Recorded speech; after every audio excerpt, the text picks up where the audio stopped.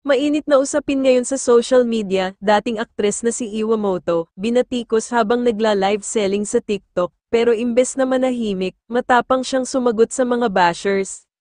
Habang nagla-live selling, nakatanggap si Iwamoto ng mga negatibong komento mula sa ilang netizens, isa sa pinakamatinding banat, tanong kung baka raw ay bully ang mga anak niya sa eskwela dahil online seller siya.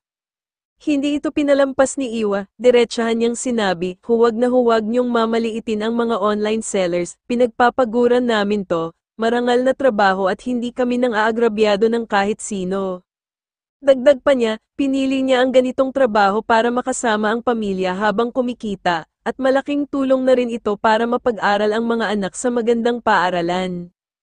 Reaksyon ng publiko, habang may ilan na patuloy na bumabatikos, mas marami ang pumuri sa kanya. Para sa kanila, inspirasyon si Iwa sa mga online seller at sa lahat ng marangal na kumakayod para sa pamilya.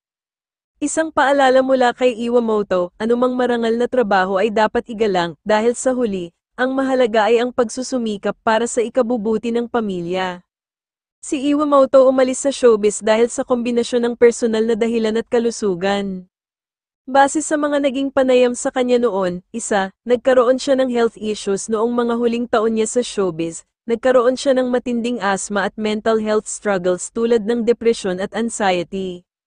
Dalawa, gusto niyang magpahinga at mag-focus sa personal life. Sinabi niya sa ilang interviews na pagod na siya sa pressure at gulo sa industriya. Tatlo, pamilya at anak ang naging prioridad noong nakilala niya si Pampi Lacson, anak ni Senador Panfilo Lacson at ex ni Jody Santa Maria. Mas pinili niyang mag-focus sa kanilang relasyon at pagpapalaki sa anak nila. Apat, business at simpleng buhay. Mas pinili niya ang tahimik na buhay sa bahay at negosyo kaysa sa stress ng taping at showbiz politics.